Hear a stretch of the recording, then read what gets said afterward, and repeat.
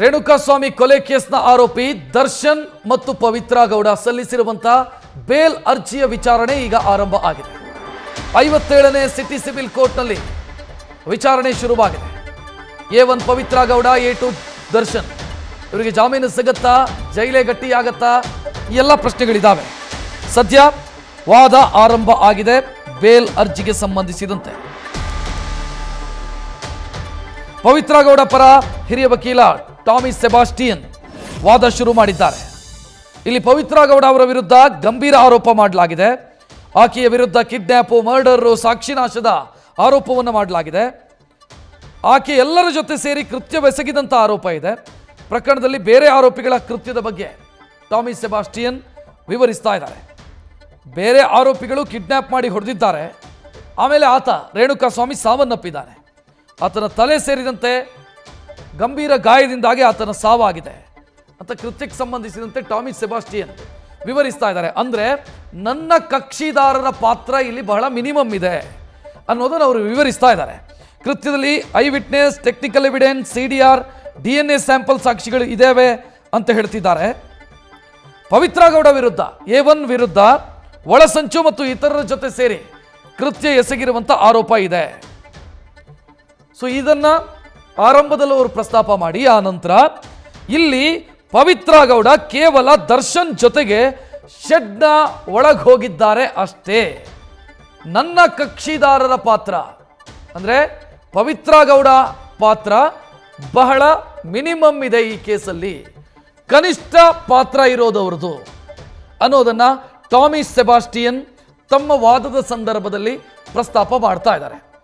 ಮೊನ್ನೆ ಇದೇ ರೀತಿ ವಾದವನ್ನು ಮಂಡಿಸಿದ್ರು. ಆ ನಂತರ ಬೇಲ್ ಅರ್ಜಿ ರಿಜೆಕ್ಟ್ ಆಗಿತ್ತು, ಹೈಕೋರ್ಟಿಗೆ ಹೋಯಿತು. ಆ ನಂತರ ಚಾರ್ಜ್ ಶೀಟ್ ಸಲ್ಲಿಕೆಯಾಗಿರೋದ್ರಿಂದ ಮತ್ತೆ ಲೋವರ್ ಕೋರ್ಟಲ್ಲಿ ಈಗ ವಿಚಾರಣೆ ಶುರುವಾಗಿದ್ದು ಆರೋಪಿ ನಂಬರ್ 1 ಪವಿತ್ರ ಗೌಡ ಸಲ್ಲಿಸಿರುವಂಥ ಬೇಲ್ ಅರ್ಜಿಗೆ ಸಂಬಂಧಿಸಿದಂತೆ. ಚಾರ್ಜ್ ಶೀಟ್ ಅಲ್ಲಿ ಪವಿತ್ರ ಗೌಡ ವಿರುದ್ಧ ಮಾಡಿರುವಂಥ ಚಾರ್ಜಸ್ ಏನಿದಾವೆ ಅಥವಾ ಪವಿತ್ರ ಗೌಡ ಮೇಲೆ ಮಾಡಿರುವಂಥ ಆರೋಪಗಳು ಏನಿದಾವೆ, ಪೊಲೀಸರು ದೋಷಾರೋಪಣಾ ಪಟ್ಟಿಯಲ್ಲಿ ಪವಿತ್ರ ಗೌಡ ಇನ್ವಾಲ್ವ್ಮೆಂಟ್ ಏನೇನು ಅನ್ನೋದನ್ನು ಉಲ್ಲೇಖಿಸ್ತಾ ಹೋಗಿದ್ದಾರೆ.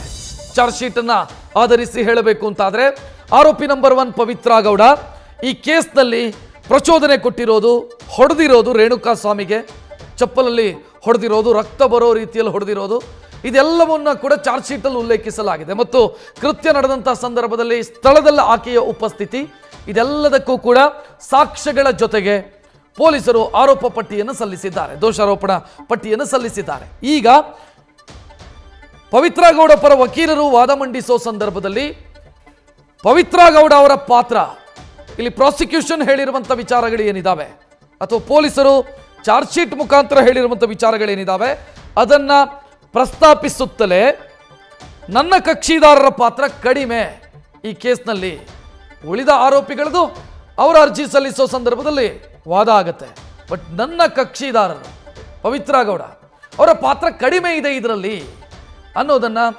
ನ್ಯಾಯಾಧೀಶರ ಗಮನಕ್ಕೆ ತರುವಂಥ ಕೆಲಸವನ್ನು ಮಾಡ್ತಾ ಇದ್ದಾರೆ. ಹಿರಿಯ ವಕೀಲ ಟಾಮಿ ಸೆಬಾಸ್ಟಿಯನ್ ವಾದ ಮಂಡಿಸ್ತಾ ಇದ್ದಾರೆ. ಮೊನ್ನೆನೂ ಕೂಡ ಇದೇ ವಿಚಾರ ಪ್ರಸ್ತಾಪ ಆಗಿತ್ತು. ಅಂದರೆ ಚಾರ್ಜ್ ಶೀಟ್ ಸಲ್ಲಿಕೆಯಾಗೋದಕ್ಕಿಂತ ಮೊದಲು ಈ ವಿಚಾರ ಪ್ರಸ್ತಾಪ ಆಗಿತ್ತು. ಅದರಲ್ಲಿ ನನ್ನ ಕಕ್ಷಿದಾರರಾದಂಥ ಪವಿತ್ರ ಗೌಡ ಅವರ ಪಾತ್ರ ಕಡಿಮೆ ಇದೆ ಮತ್ತು ಆಕೆ ಶೆಡ್ಡಿಗೆ ಹೋಗಿರೋದು ಮಾತ್ರ, ಇದನ್ನೇ ವಾದ ಮಂಡಿಸಿದ್ರು ಟಾಮಿ ಸೆಬಾಸ್ಟಿಯನ್. ಬಟ್ ಆ ವಾದಕ್ಕೆ ಮನ್ನಣೆ ಸಿಕ್ಕಿರಲಿಲ್ಲ. ಈಗ ಚಾರ್ಜ್ ಶೀಟ್ ಸಲ್ಲಿಕೆಯಾಗಿರೋದ್ರಿಂದ ಚಾರ್ಜ್ ಶೀಟಲ್ಲಿ ಉಲ್ಲೇಖ ಆಗಿರುವಂಥ ಚಾರ್ಜಸ್ ಏನಿದಾವೆ ಪವಿತ್ರ ಗೌಡ ವಿರುದ್ಧ ಮರ್ಡರ್ ಕೇಸು IPC 302 ಮತ್ತು ಹಲ್ಲೆ ಮಾಡಿರುವಂಥ case, conspiracy, criminal conspiracy 120B, ಇದೆಲ್ಲವನ್ನ ಕೂಡ ಪೊಲೀಸರು ಚಾರ್ಜ್ ಶೀಟಲ್ಲಿ ಉಲ್ಲೇಖಿಸಿದ್ದಾರೆ. ಸದ್ಯ ಟಾಮಿ ಸೆಬಾಸ್ಟಿಯನ್ ಪವಿತ್ರ ಗೌಡ ಪರ ವಾದ ಮಂಡಿಸ್ತಾ ಇದ್ದಾರೆ.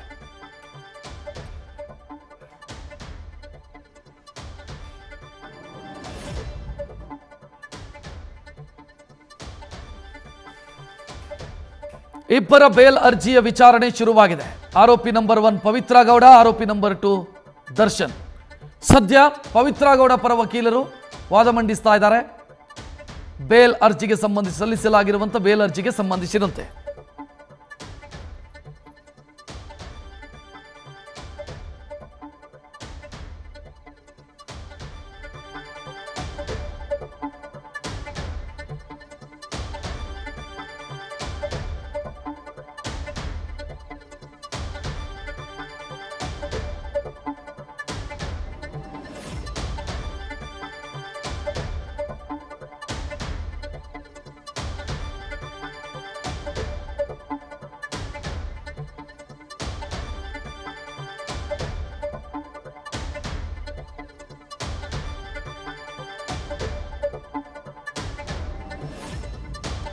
ಪೊಲೀಸರ ಚಾರ್ಜ್ ಶೀಟ್ನಲ್ಲಿ ಪವಿತ್ರ ಗೌಡ ಪಾತ್ರದ ಬಗ್ಗೆ ಉಲ್ಲೇಖಿಸಲಾಗಿದೆ. ಏನು ಪವಿತ್ರ ಗೌಡ ಪಾತ್ರ?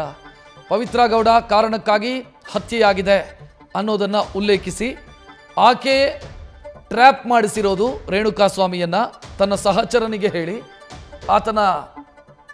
ಆತನ ಜೊತೆಗೆ ಚಾಟ್ ಮಾಡಿ ಆತನನ್ನು ಟ್ರ್ಯಾಪ್ ಮಾಡಿಸಿರೋದು ಪವಿತ್ರ ಗೌಡ ಅನ್ನೋದು ಮೊದಲಿಗೆ ಉಲ್ಲೇಖಿಸಿದಂಥ ಪೊಲೀಸರು. ಆ ನಂತರ ಪವಿತ್ರ ಗೌಡ ರೇಣುಕಾಸ್ವಾಮಿಯನ್ನ ಪಟ್ಟಣಗೆರೆ ಶೆಡ್ಡಿಗೆ ಕರ್ಕೊಂಡು ಬಂದಂಥ ಸಂದರ್ಭದಲ್ಲಿ ಆಕೆ ಯಾವ ರೀತಿ ವರ್ತಿಸಿದ್ಲು ಅನ್ನೋದನ್ನು ಕೂಡ ಚಾರ್ಜ್ ಶೀಟಲ್ಲಿ ಉಲ್ಲೇಖಿಸಿದ್ದಾರೆ ಪೊಲೀಸರು. ಒಂದು ದರ್ಶನ್ ಕರ್ಕೊಂಡು ಬಂದಂಥ ಸಂದರ್ಭದಲ್ಲಿ ಶೆಡ್ಡಿಗೆ ಕರ್ಕೊಂಡು ಬಂದಂಥ ಸಂದರ್ಭದಲ್ಲಿ ಪವಿತ್ರ ಗೌಡ ರೇಣುಕಾಸ್ವಾಮಿಗೆ ಚಪ್ಪಲಲ್ಲಿ ಹೊಡೆದಿರೋದು,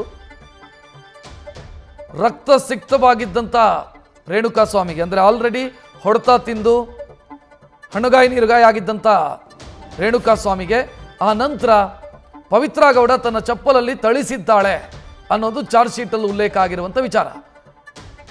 ಮತ್ತು ಇದರಲ್ಲಿ ಕಾಮನ್ ಇಂಟೆನ್ಷನ್ ಇದೆ, ಅಂದರೆ ಸಾಮಾನ್ಯ ಉದ್ದೇಶ ಇದೆ, ಕ್ರಿಮಿನಲ್ ಕಾನ್ಸ್ಪಿರಸಿ ಇದೆ, ಅಪರಾಧಿಕ ಒಳಸಂಚಿದೆ ಅನ್ನೋದು ಪೊಲೀಸರು ಚಾರ್ಜ್ ಶೀಟಲ್ಲಿ ಉಲ್ಲೇಖಿಸಿದ್ದಾರೆ. ಸೊ ಈಗ ಟಾಮಿ ಸೆಬಾಸ್ಟಿಯನ್ ವಾದ ಮಂಡಿಸೋ ಸಂದರ್ಭದಲ್ಲಿ ಒಂದಿಷ್ಟು ವಿಚಾರಗಳನ್ನು ಪ್ರಸ್ತಾಪ ಮಾಡ್ತಾ ಇದ್ದಾರೆ. ಐ ವಿಟ್ನೆಸ್, ಈ ಕೇಸ್ನ ಐ ವಿಟ್ನೆಸ್ ಅಂದರೆ ಪ್ರತ್ಯಕ್ಷದರ್ಶಿ ಒಳಗೆ ಶೆಡ್ಡಲ್ಲಿ ಏನಾಗಿದೆ ಅನ್ನೋದನ್ನು ವಿವರಿಸಿಲ್ಲ. ದರ್ಶನ್ ಟೀಮ್ ಕಿಡ್ನಾಪ್ ಮಾಡಿದ ಮೇಲೆ ಪವಿತ್ರ ಗೌಡ ಗಮನಕ್ಕೆ ಬಂದಿರೋದು, ಆಮೇಲೆ ಬಂದು ದರ್ಶನ್ ಹೇಳಿದ್ದಕ್ಕೆ ಕೆನ್ನೆಗೆ ಹೊಡೆದಿದ್ದಾಳೆ ಪವಿತ್ರ ಗೌಡ ಅನ್ನೋದನ್ನು ಟಾಮಿ ಸೆಬಾಸ್ಟಿಯನ್ ತನ್ನ ವಾದದ ಸಂದರ್ಭದಲ್ಲಿ ಹೇಳ್ತಿದ್ದಾರೆ. ಆ ಬಳಿಕ ಆಕೆಯನ್ನು ಕಾರಿನಲ್ಲಿ ಡ್ರಾಪ್ ಮಾಡಲಾಗಿದೆ ಆಕೆಯ ಮನೆಗೆ. ಇಷ್ಟು ಮಾತ್ರ ಆಕೆಯ ಪಾತ್ರ. ಇಲ್ಲಿ ಪೊಲೀಸರು ಒಳಸಂಚಲ್ಲಿ ಭಾಗಿ ಅಂತ ಹೇಳ್ತಿದ್ದಾರೆ, ಆದರೆ ಆಕೆ ಆ ಒಳಸಂಚಿನಲ್ಲಿ ಭಾಗಿಯಾಗಿಲ್ಲ. ಇಲ್ಲಿ ಆಕೆಯ ಮನೆಯ ಕೆಲಸದವ ಪವನ್ ಒಳಸಂಚಲ್ ಭಾಗಿಯಾಗಿರಬಹುದು, ಆದರೆ ಪವಿತ್ರ ಗೌಡ ಈ ಒಳಸಂಚಿನಲ್ಲಿ ಪಾತ್ರಧಾರಿ ಅಲ್ಲ ಅನ್ನೋದನ್ನು ಟಾಮಿ ಸೆಬಾಸ್ಟಿಯನ್ ಹೇಳ್ತಾ ಇದ್ದಾರೆ. ಇಲ್ಲಿ ಪವಿತ್ರ ಗೌಡ ವಿರುದ್ಧ ಕಿಡ್ನಾಪ್ ಕೇಸು ಅಪ್ಲೈ ಆಗಲ್ಲ. ಕಿಡ್ನಾಪ್ ಸಂಬಂಧಿಸಿದಂತೆ ಹಾಕಲಾಗಿರುವಂಥ ಸೆಕ್ಷನ್ ಏನಿದೆ ಅದು ಪವಿತ್ರ ಗೌಡಗೆ ಅಪ್ಲೈ ಆಗಲ್ಲ. ಪ್ರಕರಣದಲ್ಲಿ ಆಕೆಯ ರೋಲ್ ಇರೋದು ಅಷ್ಟೇ, ಒಂದು ಶೆಡ್ಡಿಗೆ ಬಂದಿರೋದು, ರೇಣುಕಾಸ್ವಾಮಿಗೆ ಹೊಡೆದಿರೋದು, ಆ ನಂತರ ವಾಪಸ್ಸು ತನ್ನ ಮನೆಗೆ ಹೋಗಿದ್ದಾಳೆ. ಸೊ ಆತನ ಸಾವಿಗೆ ಅನೇಕ ಗಂಭೀರ ಹಲ್ಲೆಗಳು ಕಾರಣ, ಗಾಯಗಳಿಂದ ಸಾವು ಅಂತಿದೆ. ಪವಿತ್ರ ಗೌಡ ಆತನಿಗೆ ಹೊಡೆದಿದ್ದಾಳೆ ನಿಜ, ಆದರೆ ಆಕೆಗೆ ಕೊಲ್ಲೋ ಉದ್ದೇಶ ಇರಲಿಲ್ಲ. ಅದು ಇದರಲ್ಲಿ ರೂಟ್ ಕಾಸ್ ಏನಿದೆ ಅನ್ನೋದನ್ನ ಟಾಮಿ ಸೆಬಾಸ್ಟಿಯನ್ ಕೇಳ್ತಾ ಇದ್ದಾರೆ. ಅಂದ್ರೆ ಕೊಲ್ಲೋ ಉದ್ದೇಶದಿಂದ ಹೊಡೆದಿರೋದಲ್ಲ. ಹೀಗಾಗಿ ಆಕೆಯ ಜಾಮೀನು ಅರ್ಜಿಯನ್ನು ಪುರಸ್ಕರಿಸಿ ಜಾಮೀನು ನೀಡಿ ಅಂತ ವಾದ ಮಾಡಿ ಟಾಮಿ ಸೆಬಾಸ್ಟಿಯನ್ ತಮ್ಮ ವಾದವನ್ನು ಕನ್ಕ್ಲೂಡ್ ಮಾಡಿದ್ದಾರೆ. ಈಗ ದರ್ಶನ್ ಜಾಮೀನು ಅರ್ಜಿಯ ವಿಚಾರಣೆ ಆರಂಭ ಆಗಿದೆ. ಸರ್ಕಾರದ ಪರ ವಕೀಲರಿಂದ ಆಕ್ಷೇಪಣೆಯೂ ಕೂಡ ಸಲ್ಲಿಕೆಯಾಗಿದೆ. ವಾದ ಮಂಡಿಸೋದಕ್ಕೆ ಸಮಯ ಕೇಳಿದ್ದಾರೆ ದರ್ಶನ್ ಪರ ವಕೀಲರು. ಸೊ ಅಲ್ಲಿಗೆ ಸೋಮವಾರಕ್ಕೆ ವಿಚಾರಣೆ ಮುಂದೂಡಿಕೆಯಾಗಿದೆ. ದರ್ಶನ್ ಸಲ್ಲಿಸಿರುವಂಥ ಬೇಲ್ ಅರ್ಜಿಗೆ ಸಂಬಂಧಿಸಿದಂತೆ ದರ್ಶನ್ ಪರ ವಕೀಲರು ಸಮಯ ಕೇಳಿದ್ದಾರೆ. ಅದಾದ ಬೆನ್ನಿಗೆ ಸೋಮವಾರಕ್ಕೆ ವಿಚಾರಣೆಯನ್ನು ಮುಂದೂಡಲಾಗಿದೆ.